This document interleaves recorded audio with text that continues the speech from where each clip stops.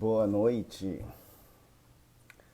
sou o Johnny Araia, aqui do Universo da Floresta, plataforma de cursos para as pessoas que estão em transição para uma vida mais simples, conectada com a natureza.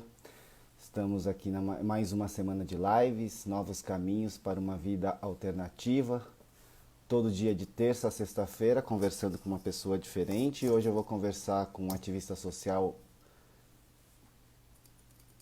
o Eurico, que já está chegando. Eurico Viana, ativista social, que tem um programa chamado Impacto Positivo, um podcast. Vamos falar sobre como planejar propriedades rurais. Olá, Bruno, tudo bem? Oi, Jéssica.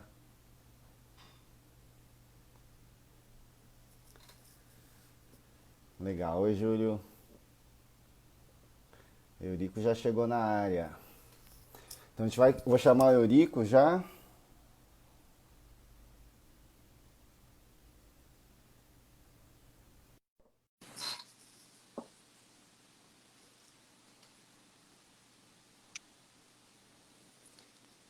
Olá, Fa- Fala, João, tudo tudo bem, bem? Eurico? Eu tô aqui, rapaz, numa multifunção aqui. Eu tô tentando fazer uma gambiarra aqui e tô transmitindo ao vivo aqui pelo meu canal do YouTube também. Mas aí eles vão te ouvir, mas não vão te ver. Eu não consegui integrar as duas plataformas. Entendi. Não, tranquilo. Que bom. Então, quem quiser assistir também pelo canal do YouTube do Eurico. Qual é o seu canal? É Eurico Viana. Tá. Eu posso te mandar. Será que a gente consegue mandar o link aqui no bate-papo, se vale a pena? Não, eu posso compartilhar depois também. Mas, enfim, quem está aqui já está nos vendo aqui, né? Então, acho que podemos seguir. Você Bom, está me mandei escutando aqui bem? o link. Estou te escutando bem. Acho que as pessoas que estão ouvindo a gente pelo Deixa YouTube eu ver. também estão ouvindo. Recebi algumas mensagens aqui. Eu só tô com essa gambiarra aqui meio chata porque eu tô sem tripé aqui para essa função toda aqui, mas vamos lá. Que legal. Bom, vamos seguir assim então, Eurico. Primeiro, Vamos queria lá. te agradecer aí a sua disponibilidade de conversar essa hora. Muito obrigado aí pelo bate-papo aí que a gente vai ter. A gente vai falar hoje sobre. Eu tenho feito cada dia conversado com uma pessoa diferente, um tema diferente, mas sem- sempre indo para essa pegada de pessoas que estão em busca da transição para uma vida mais simples, conectada com a natureza, fazer essa transição para o campo, especificamente. Ah, Embora a gente também tenha falado de permacultura urbana, mas assim, o foco principal é buscar alternativas para as pessoas que querem fazer essa transição. Que eu queria saber primeiro se o que você tem sentido por conta da pandemia, enfim, o que você, se está tudo bem aí com você, e o que você acha se essa pandemia vai aumentar o interesse e a busca das pessoas por acelerar esse processo de transição. Johnny, obrigado, né, pela oportunidade de estar aqui também conversando com o pessoal que te acompanha. Trabalho bonito que você tem Bom, feito. A gente a gente está passando por uma fase, assim, acredito eu, da humanidade, onde a gente nunca antes teve tanto instrumento para compartilhar conteúdos e para se ligar em redes de forma distribuída e horizontal, né? Então, agradeço a oportunidade de estar aqui com você. E, bom, para a gente entrar no papo, então, né? Essa questão da Eurico, pandemia. antes de você entrar no papo em si, queria que você, eu esqueci, acho que é legal para quem não te conhece ainda, se você fazer uma rápida apresentação sua, quem é você, sua ligação com esse universo da permacultura, enfim, o que você está fazendo agora, só para as pessoas se situarem, acho que é legal. E eu vou colocar aqui a nossa conversa em destaque aqui. Obrigado, Johnny. Então, Johnny, eu não sou designer de permacultura, né? Eu trabalho com planejamento de propriedades rurais, com uma abordagem que é chamada escala de permanência da linha-chave, que é uma abordagem que deu origem, inclusive, foi uma das abordagens que entraram assim nos estudos do David e do Bill Mollison, para constituir as metodologias de desenho da permacultura, né? Eu estudo a permacultura, mas eu não sou um designer de permacultura.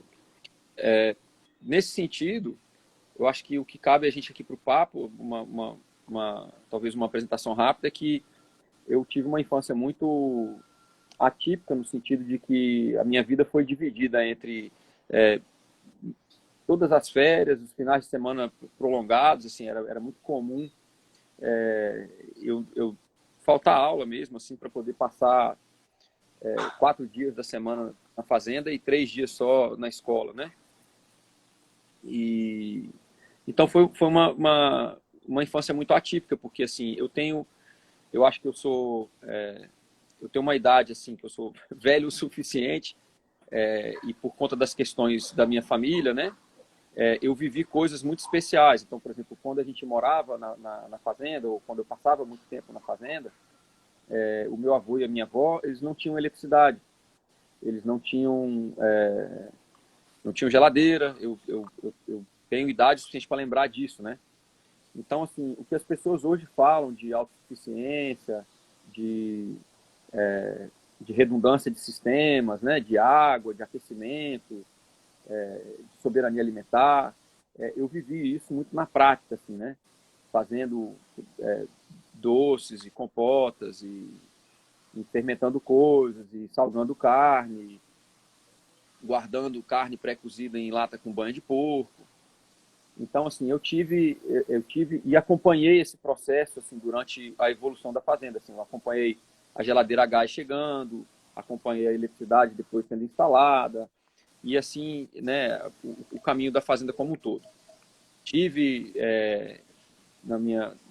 quando eu era bastante jovem, assim, dos 18 aos 20 anos, a gente tinha uma empresa de horticultura na fazenda, a gente entregava no Ceasa, e eu era o entregador, ajudava com algumas coisas, e era um empreendimento que era uma sociedade da minha mãe com meu avô. E esse empreendimento, depois meu avô se aposentou, a gente parou de fazer isso. A fazenda foi durante muito tempo em Brasília a primeira fazenda e única durante muito tempo de produção de queijo de cabra. Enfim, isso fez parte do meu universo. E aí, entre 2011 e 2013, num período assim de mais ou menos 1 ano e meio, que compreendeu 2 secas muito graves em Brasília, a gente teve 2 queimadas criminosas, né? Uma delas o pessoal caçando papagaio nas encostas de uns pedrados que a gente tem na fazenda. E a gente perdeu tudo, assim, até a fiação elétrica, assim, foi tudo embora, né? E a gente conseguiu salvar a casa. E nesse período o meu irmão já estava envolvido com arquitetura, já muito ligado com as questões de bioconstrução e abordagens alternativas. E aí a gente se juntou, eu, meu irmão e minha mãe, e a gente começou em lugares diferentes, porque eu moro na Austrália já há 10 anos, né? A gente começou em lugares diferentes a fazer curso. A minha mãe e meu irmão fizeram cursos de permacultura, cursos de agrofloresta, com pessoas aí, com educadores de destaque aí no Brasil, né? E eu fui correndo esse trecho aqui fora, e a gente se juntava todo ano, às vezes mais de uma vez por ano, para discutir, elaborar as coisas da fazenda e tal. E hoje a fazenda toca, chama Fazenda Bela. O meu irmão tem uma CSA bem bonita, a gente tem um sistema florestal muito bem Aonde fica essa planejado. fazenda, Eurico? A Fazenda Bela fica no DF, no Distrito Federal. Legal. E aí a gente está nesse processo assim, familiar, de resgatar algumas coisas da cultura da família, que a gente tem a sorte de não ter sido perdido completamente, porque a gente não teve a quebra da ligação entre as gerações, né? Que é uma das dificuldades que as pessoas que hoje se propõem a fazer a transição têm, né? Eu consigo ver, por conta desse meu começo muito assim peculiar, Eu tô com alguém aqui, Floresta Flor da Vida, perguntando cadê a live. Ixi, eu não sei nem como é que eu respondo isso aqui sem sair daqui, O Johnny. que que Eu sou é? meio limitado, meu monotarefa. Estão entrando algumas perguntas aqui para mim de onde é que tá a live. Eu achei que saía no meu canal junto com o seu, não? Sai sim, no Instagram. Então, então Tá, deixa esse a gente pessoal está se ao virar aí. vivo, estamos ao vivo nos dois canais, mais no YouTube, no seu YouTube. Obrigado. Obrigado, Johnny. Eu não sou muito bom de responder essas coisas aqui, não. Mas, enfim, voltando ao papo, então, assim, por ter vivido essa infância atípica, né, eu consigo ver que uma vida simples, em termos de acessórios e de bens vamos dizer assim, de opções de diversão, pode ser muito rica, né? Então, a gente teve um convívio familiar muito rico, a leitura fazia parte das noites, né? O jogo de buraco em família, o preparo do alimento, guardar as coisas para não perder, né? Enfim, tudo isso fez parte da minha história e eu acho que isso faz falta um pouco para as pessoas que querem fazer uma transição, porque elas tiveram essa ligação entre as gerações quebrada e elas não tiveram esse exemplo, esse modelo, vamos colocar assim, de que a gente pode viver uma vida muito simples e ela pode ser muito complexa em termos subjetivos, né? De satisfação pessoal, de aprimoramento intelectual e cultural, mas que ela pode ser muito simples no sentido do que a gente tem e onde a gente vive, né? Que são coisas Você acha, diferentes, assim. você acha que pelo fato de Pode falar. você... Eu também, enfim, eu nasci numa colônia japonesa, no sítio, numa área rural, então eu até os meus 5, 6 anos, eu morei num sítio também, numa comunidade. E eu Uhum. acho que realmente isso que você está falando manteve uma conexão com o campo que a gente não... a imagem que eu tenho talvez não seja tão romantizada quanto a maioria das pessoas que, por exemplo, está na cidade e não tem essa experiência rural. Muitas vezes elas acabam fazendo uma falsa imagem até de estar num paraíso, ser uma coisa idílica. E a transição é uma coisa, como o próprio nome diz, complexa, né? Até principalmente para quem não fez, não tem essa relação com o campo. Então, acho que...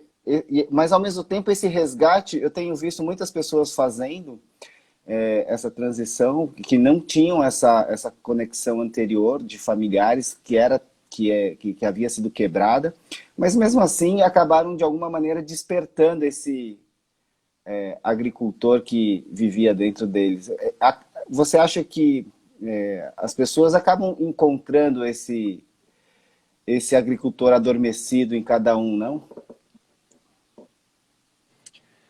Faz muito sentido isso para mim, Johnny. Eu percebo que as pessoas que tiveram qualquer contato com o campo, né, elas têm um movimento assim que é um movimento de uma energia, vamos dizer assim, mais masculina, mais exploradora, né, de sair, ver o mundo e procurar outras coisas e tal. E a partir do momento que essas pessoas começam a se voltar de novo para escutar o interior, né, elas percebem que muitas coisas dos pais e dos avós, muitos valores, muitas práticas faziam todo sentido e que às vezes foi uma teimosia ou uma vontade assim adolescente ou muito jovem de ganhar o mundo e tem um pouco daquela coisa do do Paulo Coelho assim, né, que aquela coisa do alquimista que faz a jornada inteira para descobrir que o tesouro estava no lugar de origem, né? Então ressoa muito comigo isso aí que você colocou assim. Eu vejo isso assim que essa ligação entre as gerações familiares ela deixa plantado na gente essa força assim, né, de retomada. Isso E ressoa você comigo sim. agora está na Austrália, você me falou, né? O que você faz especificamente aí na Austrália? Como que você aplica esses conhecimentos por aí? Fala um pouquinho dessa experiência aí na Austrália.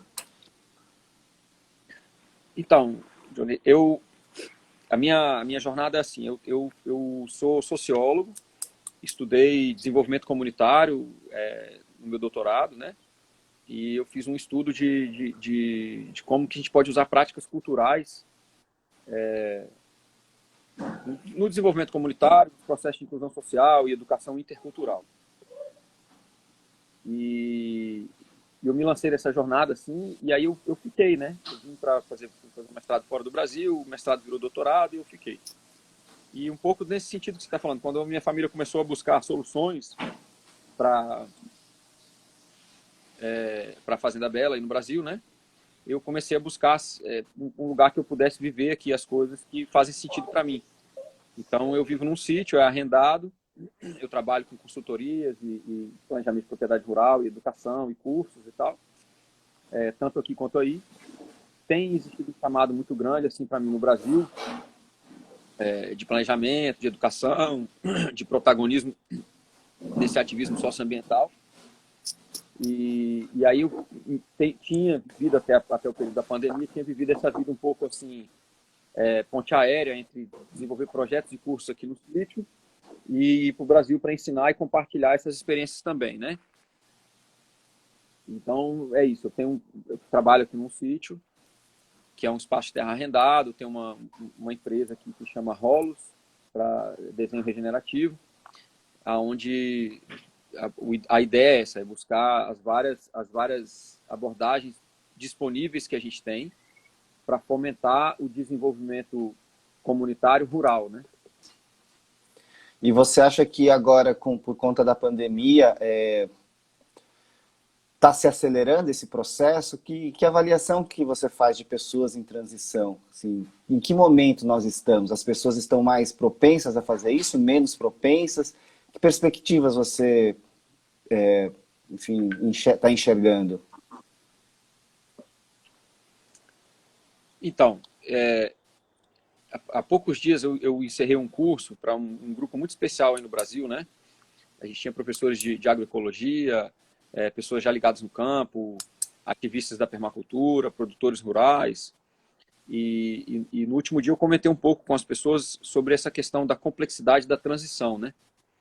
E eu pedi que eu fiz um pedido que a gente pensasse um pouco sobre esse contexto, né? Então, eu acho que a gente não tá, a gente está numa constante transição, quer queiramos ou não, né?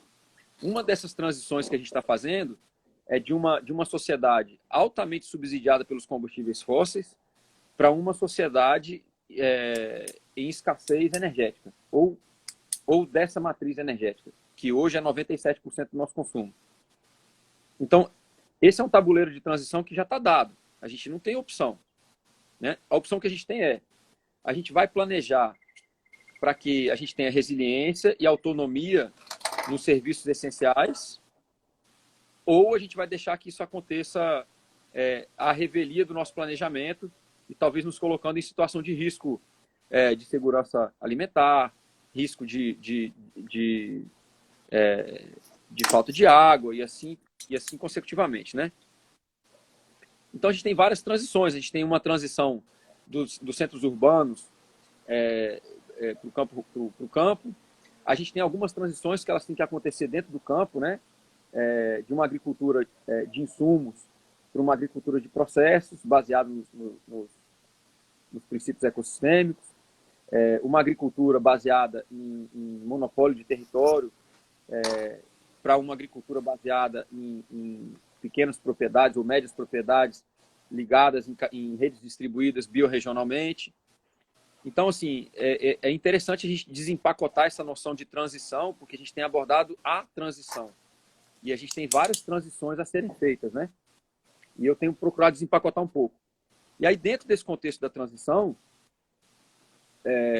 eu tenho refletido muito sobre uma dissonância assim, que existe hoje, né? Nesse movimento, que é o seguinte: a gente tem feito todo um movimento de conscientização da fragilidade dos centros urbanos, que eles só são possíveis hoje com muito subsídio dos combustíveis fósseis, e por isso são lugares que são muito degradantes do meio ambiente, degradantes da cultura, degradantes da saúde humana, né? E a gente tem feito esse trabalho de conscientização da transição dos centros urbanos para o campo. Mas a gente tem um problema muito grande, porque a gente quer manter um nível de vida, ou a gente mantém a lógica do campo ainda subjugada à lógica da cidade. Em que sentido? Quando a gente fala de viabilidade econômica para o campo, está quase sempre implícito que a lógica do campo é alimentar as cidades, ou que a lógica econômica do campo, a sua viabilidade econômica, está diretamente ligada em vender para os centros urbanos. E eu vejo aí um problema muito grande, porque se a gente só consegue dar um sentido econômico, e econômico que eu estou falando é no sentido mais amplo, não é só de viabilidade econômica, mas se a gente só consegue dar um sentido econômico para o campo, subjugando o campo à lógica de mercado da cidade, a cultura da transição, ou a cultura das transições, melhor dizendo, ela vai ficar sempre mutilada de dimensões muito especiais. Então, não faz sentido nenhum uma transição que precisa ir para o campo, mas precisa ter uma viabilidade econômica que está ligada com a cidade. Então, nesse sentido, assim, só para tentar fechar essa questão da transição, não fechar, mas assim, amarrar o meu pensamento aqui da transição, né?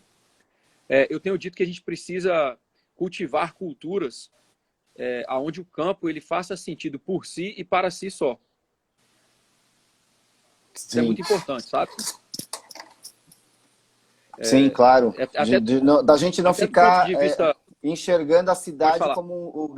para a gente não ficar enxergando, continuar enxergando a cidade como esse local onde a gente vai fazer o comércio, enfim, onde você vai tornar toda a viabilidade econômica do campo linkado à cidade, mas você buscar uma rede, por exemplo, de apoio entre pessoas que moram já na sua própria região mesmo, né?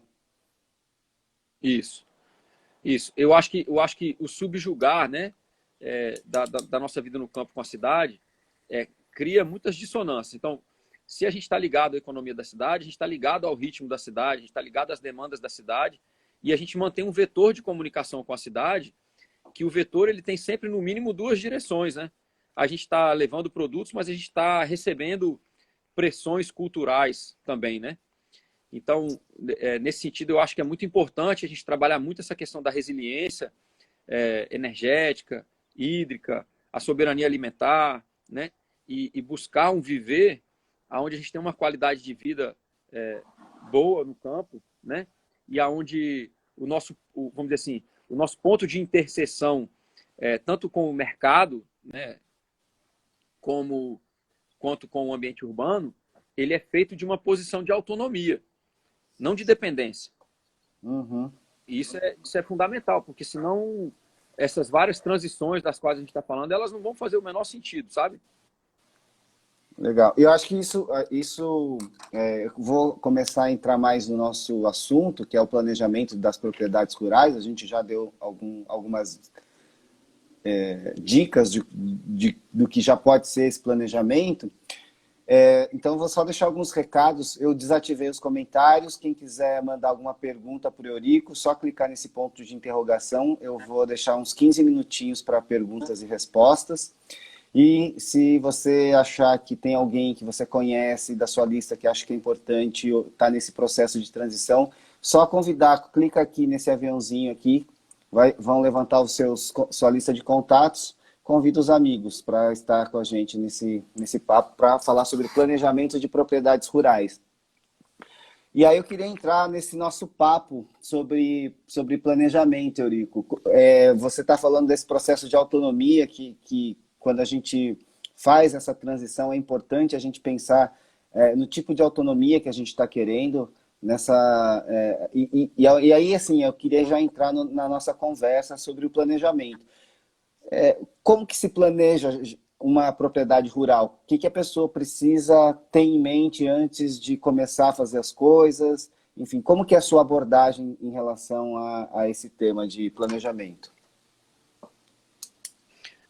Johnny, primeiro eu vou fazer só assim, dar uns créditos aqui de referenciação, né? Eu trabalho com a tomada de decisão holística, que é um módulo do gerenciamento holístico, né? Que é uma abordagem para a gestão de recursos humanos, energéticos, de produção animal, etc, etc. E a junção dessa tomada de decisão com a escala de permanência da linha-chave é uma coisa que está sendo muito promovida fora do Brasil por um planejador de propriedades rurais chamado Darren. E eu gosto muito da abordagem dele. mas eu já tinha cursos, eu inclusive fiz com ele também, e participo de uma plataforma que ele tem de planejadores de propriedade, mas eu tenho esse interesse também pelo gerenciamento holístico e tenho trabalhado com outro educador de gerenciamento holístico, que é o Graham Hand, que é um outro educador e consultor aqui da Austrália. Organizei uma turnê dele aí no Brasil, a gente esteve visitando várias propriedades aí. E aí, nesse sentido, eu acho que o planejamento da propriedade rural, tendo dado esses créditos aí a essas pessoas que têm, de certa forma, influenciado o meu trabalho nos últimos tempos, eu acho que o planejamento da propriedade rural começa com uma auditoria de valores pessoais, sabe? A gente precisa entender o que a gente quer em termos de qualidade de vida, porque isso não está claro. As pessoas fazem um movimento de transição e aí elas buscam a viabilidade econômica, mas elas não fazem uma auditoria vocacional. Então, às vezes as pessoas buscam, por exemplo, uma produção agroflorestal, mas elas não entendem que a agrofloresta é um sistema de produção dentro de uma propriedade rural, ela não é a propriedade rural. Né? Por mais importante que a agrofloresta sucessional seja, ela é um elemento de produção. Ela não é a propriedade. E às vezes as pessoas não têm uma aptidão física ou uma inclinação vocacional para esse sistema de produção. Então, às vezes as pessoas procuram fazer um movimento de transição e elas procuram primeiramente uma viabilidade econômica, sem necessariamente fazer uma ligação dessa viabilidade econômica com o que tem de vocação na família. E isso é fundamental, porque se a gente não entende muito bem o que a gente quer em termos de qualidade de vida, a gente não define o como a gente quer viver nessa trilha. A gente só define o objetivo, que é o ponto de chegada. E aí a gente está de novo subjugado à lógica da cidade, a gente está de novo subjugado à cultura ocidental, que é essa coisa de colocar os objetivos acima da qualidade de vida, né? Então a gente tem que começar por uma auditoria. Então, nesse sentido, eu acho que o planejamento da propriedade rural ele começa com essa investigação pessoal e familiar, né? E aí eu gosto muito da escala de permanência da linha-chave, porque a partir daí a gente entra num estudo dos elementos, das camadas de uma escala, que a gente tem mais ou menos Peraí, Yuri, influência tá neles. dando uma cortada. E a partir dos quais a gente... Tá dando umas picotadas no seu áudio. Aonde que cortou? Você tá falando dos... Peraí.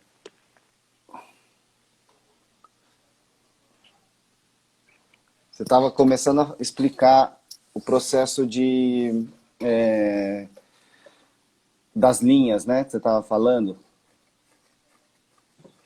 Então, aí as camadas dentro da escala de permanência, a gente passa a estudar, então, essas camadas que a gente tem mais ou menos poder de influência nelas para criar permanência no campo. A gente faz um estudo do clima, faz um estudo da geografia. Dentro desse estudo da geografia, a gente estuda os centros urbanos ou centros rurais que tem em volta da propriedade, o perfil dessa população. Aí a gente faz um estudo da topografia muito, muito aprofundado, né?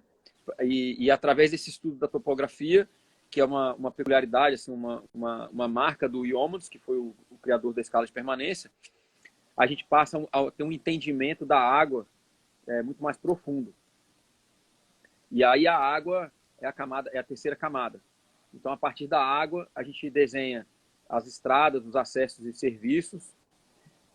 A partir da camada 4, a gente desenha os sistemas de produção, que são os sistemas florestais e de produção animal. A partir dessa camada 5, que são os sistemas de produção, a gente pensa aonde a gente vai colocar as edificações, tanto de moradia quanto de suporte para a produção. Essa é a camada 6. E aí na camada 7, já tendo entendido tudo isso, a gente coloca cercas e subdivisões. E na camada 8, a gente aborda as questões de restauração do solo, né? Então, essas 8 camadas são as camadas da escala de permanência. E aí, enfim, na minha abordagem de planejamento, de transição, é esse estudo que a gente faz, uma análise bem detalhada de todos os elementos dessa escala, né? E a gente abordando muito bem essas camadas, no decorrer desse processo, a gente cria uma possibilidade de permanência ad eterno nesse lugar, porque A gente vai estar sempre criando mais recursos e sendo cada vez mais apoiados pelos serviços ecossistêmicos, porque a gente trabalha com melhoria da biodiversidade, a gente trabalha com a melhoria da questão da hidrologia, né? E aí tudo isso permite com que a nossa interação ali, ela, com perdão do trocadilho, mas ela passa, por meio desse estudo, a ter sempre um impacto positivo no lugar. Então, Entendi. é mais ou menos assim. Pô. O objetivo, na verdade, é sempre trazer um benefício para o meio, para o próprio meio, na verdade, né? O planejamento de uma propriedade rural passa pela interação que você produz com o meio e como você pode contribuir para essa regeneração. Acho que isso parte de um princípio, me parece. Quer dizer, você vai estar se mudando para uma propriedade rural, não faz muito sentido, por exemplo, a gente está falando com quem está pensando em criar gado só, por exemplo. Porque parte desse princípio que você está buscando fazer a gente está dentro de um movimento de regeneração, né? Então, um dos princípios que você vai levar em consideração é sempre a regeneração que você vai provocar na natureza também. Isso é um pouco isso que você contempla? Então, Johnny, veja bem, o exemplo do gado é um exemplo muito bom, né? Por exemplo, as pessoas procuram talvez ir para o campo e procuram um empreendimento com a pecuária. É a mesma coisa que eu falei da agrofloresta, né? A pecuária, ela não é a propriedade. A pecuária é um sistema de produção dentro de uma propriedade. E aí, quando a gente coloca, a gente já falou um pouquinho sobre as complexidades da transição, né? A gente pode também colocar um pouquinho sobre a complexidade dos processos de restauração. Então, quando a gente faz uma análise muito mais aprofundada do relevo, muito mais aprofundada da biodiversidade, dos processos ecossistêmicos, se a gente coloca isso dentro da escala para a gente interferir no lugar, a gente primeiro começa a restaurar a nossa ligação com o lugar.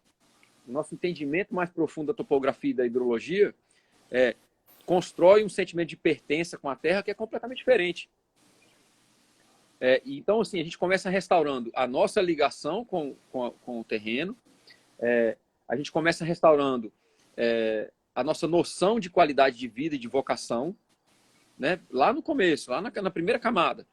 E aí, a partir disso, aí é isso que você falou, a gente contempla, então, a implementação das várias camadas com o objetivo de restaurar. Então, aí qualquer sistema de produção, seja ele uma horta, um sistema florestal, sistemas integrados de produção animal, silvopastoril ou a pecuária, ele tem que ter as métricas que comprovem que eles estão agindo de forma restauradora, né? Porque são instrumentos, né? Pode ser feito da forma errada, pode ser feito da forma certa. Por exemplo, só para a gente extrapolar um exemplo, né? A gente pode ter um sistema florestal que é baseado numa monocultura de eucalipto ou de pinos, né? É um sistema florestal, mas ele não é bom.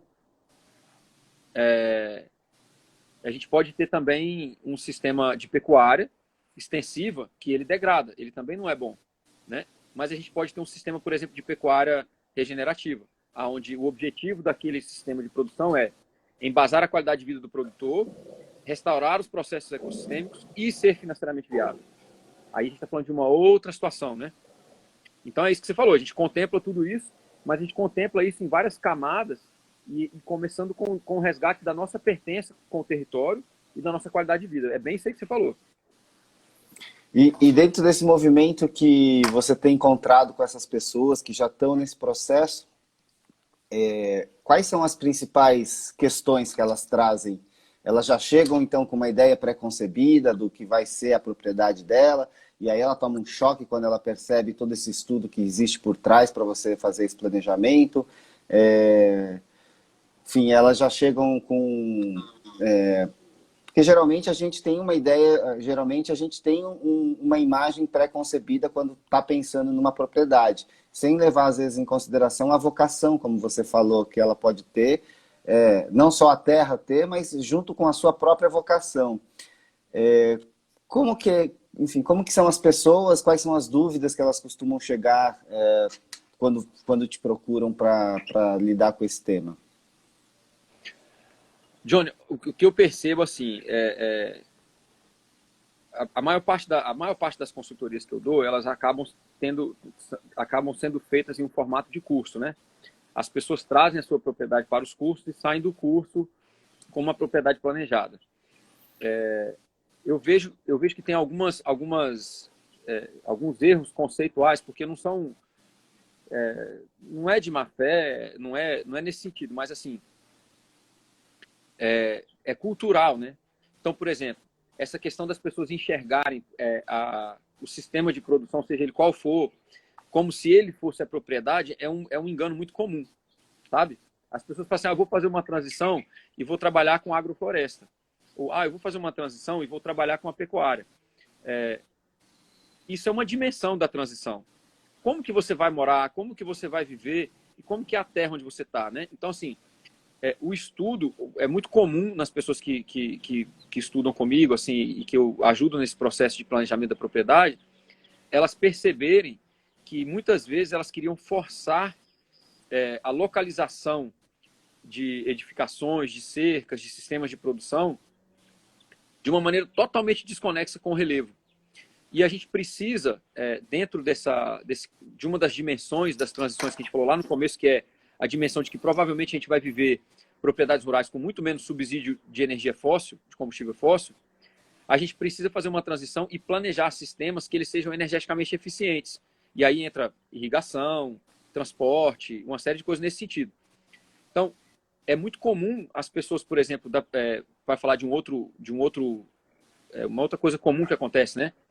As pessoas às vezes querem impor padrões de ligação entre os sistemas de uma propriedade, como, por exemplo, mandalas, espirais. É muito comum assim, no pessoal da permacultura, né? Fazer uma visão bidimensional do terreno, de cima para baixo, né? E tentar colocar padrões que sejam padrões que se assemelham aos padrões da natureza. Que é um entendimento e uma... como é que fala? É um entendimento e uma reconexão muito importante. Mas existe uma coisa que antecede isso, que é a questão do relevo. O relevo, ele dita o quão eficiente ou não você vai ser energeticamente e dita a questão do comportamento da água. Então, quando a gente faz esse estudo mais aprofundado do relevo, muita gente cai essa ficha. A gente fala assim, cara, nossa, eu estava forçando tantos padrões e tantas dimensões de interligação de sistemas de produção sem saber que eu estava forçando. Então, assim, o estudo do relevo é uma coisa que ficou assim, um pouco para trás, nas várias metodologias de desenho que a gente tem, inclusive a da permacultura. A gente faz uma leitura de paisagem, mas ela não vai tão profunda assim como vai a escala de permanência, né? E aí, isso são coisas comuns. Então, para eu resumir a sua pergunta, assim, o entendimento de que os sistemas de produção não são a propriedade, né? O entendimento de que o relevo e o comportamento da água vão definir muito do que é possível ser feito, tem a aptidão do terreno, né? E aí a junção disso, a aptidão das pessoas que estão se propondo a fazer a transição e a descoberta da aptidão do relevo. Eu acho que esse é o grande ahá assim, do curso, quando as pessoas passam comigo, é juntar essas duas coisas, as aptidões pessoais e as aptidões do relevo, para tentar achar os denominadores comuns dessa equação aí. O Edilson Caselotto, lá do Sítio Pau d'Água, onde a gente realiza os cursos de bioconstrução, ele costuma falar que paulista adora comprar um terreno pela vista, né? Não vê nem a questão da água, mas se tiver uma vista, tá valendo. O que acaba gerando muitos problemas depois. Geralmente acaba tendo muitos problemas de construção, enfim, de água, quando você leva em consideração só a vista. Então é uma visão que você chega da cidade querendo só ter o visual, mas sem pensar em todo o resto. Percebe que aí tem uma questão do privilégio, né? Que é o seguinte, a gente vem da sociedade urbana com uma cultura de achar completamente normal a quantidade de subsídio de combustível fóssil que a gente usa para viver. E aí a pessoa chega numa propriedade rural e tem aquele complexo, né? O pessoal da permacultura, o pessoal mais antigo falava isso. É aquele complexo do rei, né? O cara chega e quer colocar a casa no alto do morro como se fosse um forte, né? Exatamente. Uma cidade-estado. E aí as questões energéticas todas se perdem, né? Porque assim, você vai ad eterno ter que bombear água morro acima, transportar se transportar e transportar, né, as suas coisas que você precisa para sobreviver, alimento, etc., tudo morro acima. Você tem a questão do fogo, que em alguns lugares do Brasil é muito marcante, e você tem uma casa no alto do morro, e o alto do morro é a área de mais risco de queimada. Então, assim, a partir de uma desconexão com o relevo e uma escolha de priorização da vista, a pessoa vai se colocar uma vida inteira na vida rural dela, com um desgaste energético muito grande e se colocando num risco, né? Um outro fator que é muito comum a partir do clima subtropical também é as pessoas colocarem a casa no alto do morro e depois terem uma qualidade de vida complicada, porque o vento torna, assim, castigante ali o viver ali em cima. Sim, sim, dependendo da região, o telhado sai voando, né? É bem comum isso. É isso aí. Eu queria abrir para as perguntas, vou fazer umas perguntas aqui que as pessoas mandaram, Eurico. Vamos lá. O Bruno, que está sempre por aqui, está perguntando se existe transição para o campo sem trabalhar direto com os produtos da terra, além da subsistência. Para mim ficou vago o que chama de produtos da terra, né? Eu acho que ele está se referindo como plantio, né? Alguma coisa ligada mais a plantio mesmo.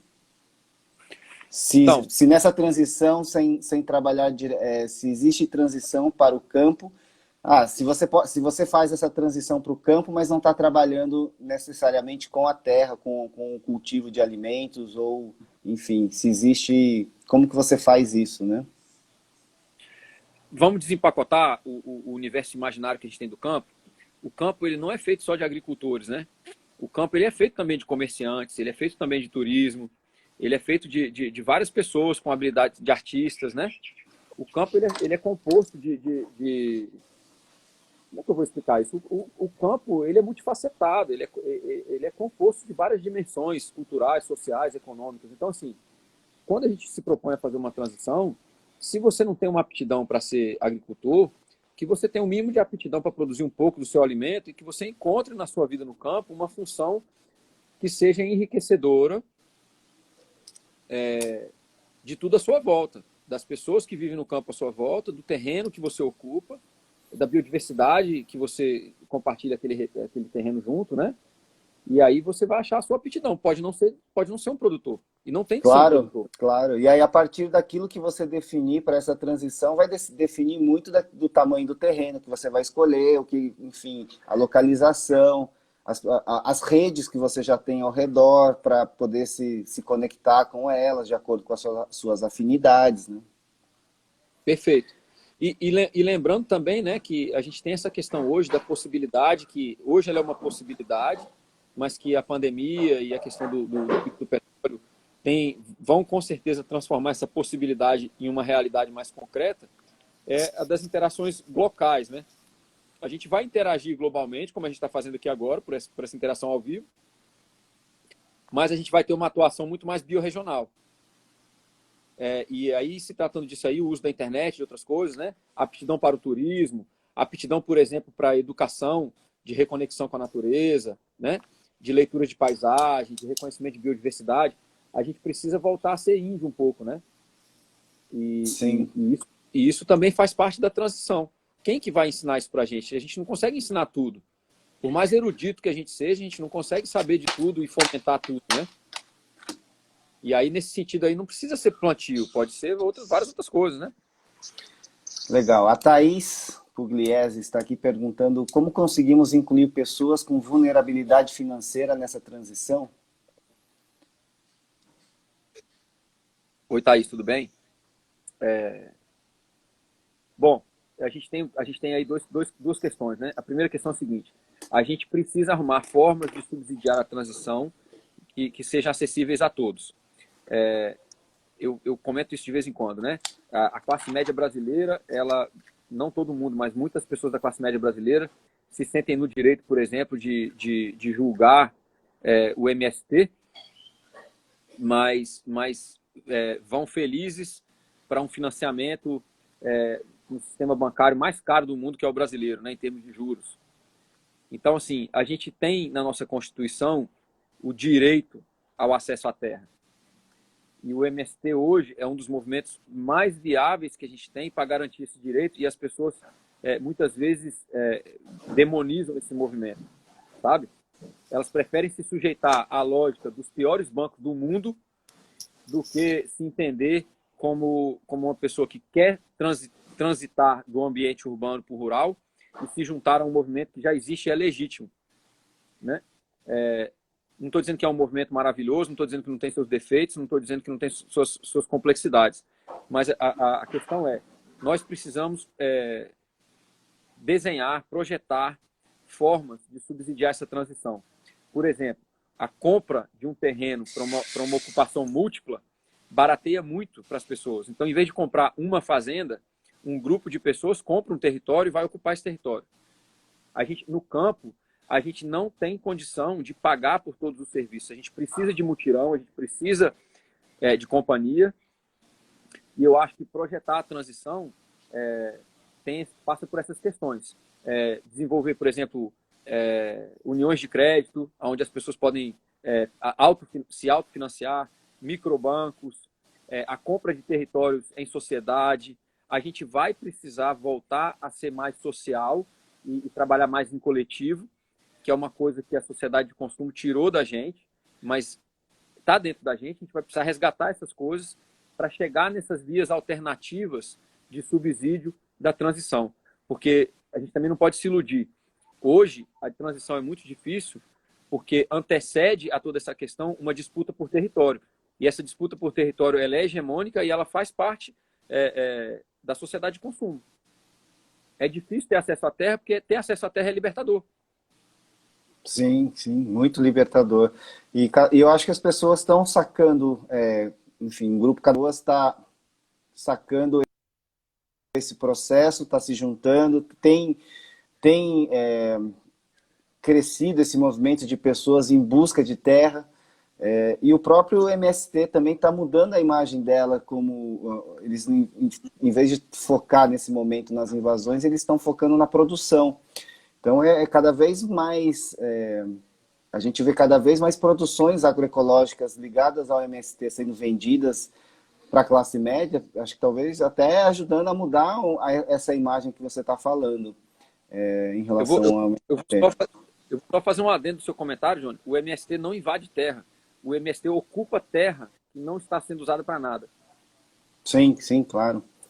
A gente fez um trabalho agora junto com o Hiroshi, junto no acampamento Marielle Vive, em que a gente conseguiu fazer um financiamento coletivo para transformar um campo de futebol numa horta mandala. E isso está beneficiando 1.100 famílias que moram lá. Então, e aí isso foi legal porque contou com a ajuda, o financiamento de pessoas que estão a fim de estar junto com o movimento, né? Então, e aí depois a gente fez visitas lá para fazer a colheita desses produtos com as pessoas que colaboraram. Então, acaba sendo uma troca bem interessante de trazer as pessoas da cidade para conhecer os acampamentos também. Eu estou gestando aqui no sítio, Johnny, um projetinho que está nascendo nas últimas semanas aí, inspirado nessa questão do Oswaldo Oliveira, né, que falava das redes distribuídas. E ele dizia que a abundância não é você acumular. A abundância é ter o que você precisa na hora que você precisa e depois você deixar aí, né? Sim. Então, tem uma gama assim, de brasileiros aqui na Austrália que não tem acesso à terra e que estão loucos para aprender e gostam de pegar na terra. Então, a gente vai montar aqui no sítio uma horta comunitária, onde o manejo é comunitário e a colheita é comunitária, né? E ela vai ser autogerida. Então, esse processinho está nascendo agora aí, a gente está nos processos de fazer isso. Mas é bem nessa pegada, assim, a gente precisa projetar os sistemas que subvertam a ordem atual. Respondendo aí a pergunta da Thaís. O Rafael está perguntando qual o primeiro passo para achar uma atividade rentável, adequada ao terreno e às aptidões dos residentes. Nos cursos que eu faço, a gente faz uma auditoria de valores pessoais. São vários exercícios onde a gente tenta descobrir o que é importante para as pessoas, né? Por exemplo, tem pessoas que elas têm uma aptidão muito boa para produzir, mas elas não querem ser educadores nem consultores. Tem pessoas que têm uma aptidão para ensinar, mas não têm uma aptidão vocacional, por exemplo, para o trabalho repetitivo, que é a de manutenção de uma CSA. né? Por mais que seja muito complexo o trabalho com a natureza, com sistemas florestais, né? Cai numa repetição. Então tem gente que não tem isso. Então, assim, a gente faz uma auditoria desses valores, a gente faz a criação de um contexto holístico, que é a questão da tomada de decisão holística, né? E a partir disso, e depois do estudo da propriedade, de acordo com a escala de permanência, aí as pessoas acham aquele momento de interseção. Não tem uma receita de bolo, é um processo que as pessoas passam por ele e vão refinando. Às vezes as pessoas vão mudando, inclusive, de empreendimento na medida que elas vão descobrindo e aprofundando as suas aptidões. Tá, aqui...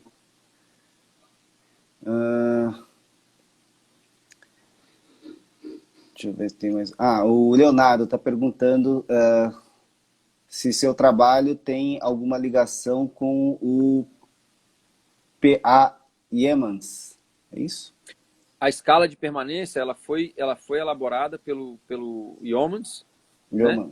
Há uns 50 anos atrás ou mais, 70 anos atrás talvez, e são 70 anos. E é isso, foi um dos trabalhos que teve grande influência na construção da permacultura, embora eu acho que ele não é devidamente referenciado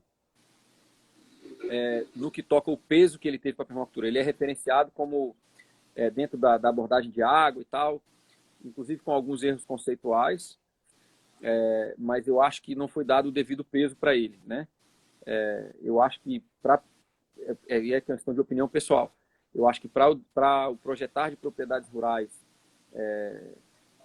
de uma escala um pouco maior assim de território, né, acima de, sei lá, acima de alguns poucos hectares, eu acho que a escala de permanência ela faz isso com muito mais eficiência do que a permacultura. E, embora eu acho que a permacultura tem contribuições importantíssimas e seja uma das abordagens mais viáveis que a gente tem para subsidiar a transição.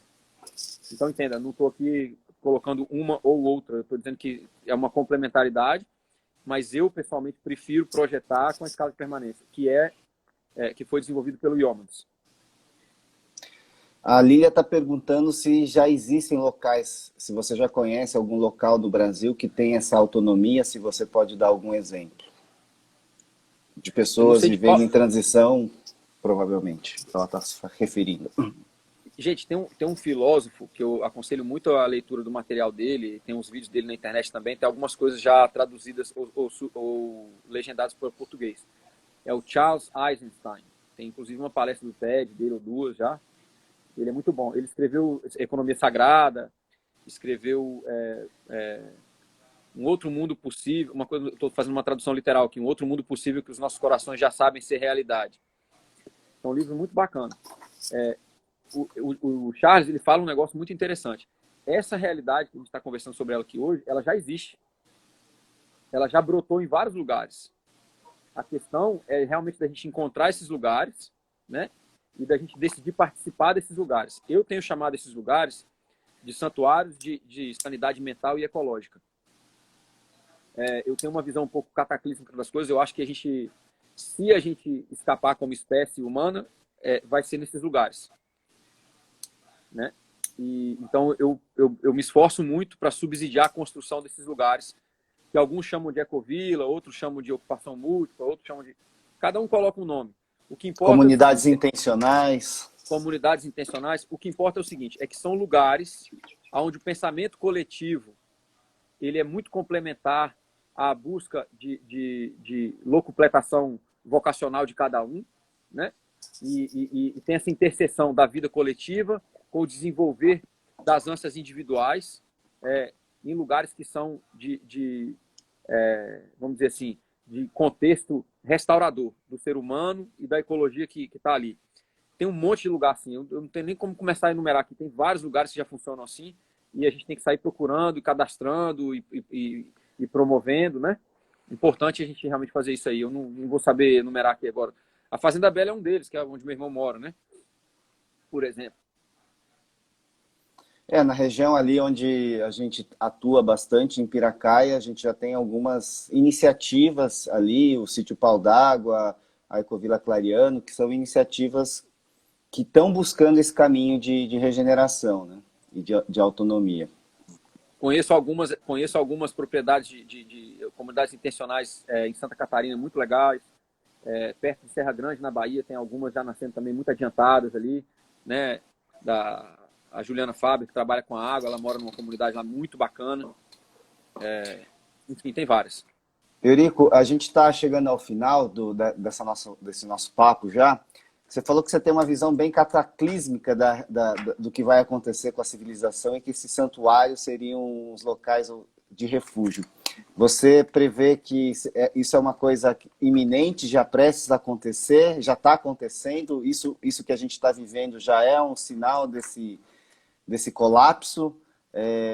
Que visão você tem assim, adiante?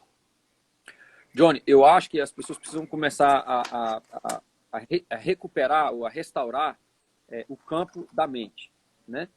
A gente tinha antigamente um objetivo de que as pessoas que se propusessem a ser mais eruditas, elas conseguissem entreter ideias, mesmo as ideias que não agradam a elas, né?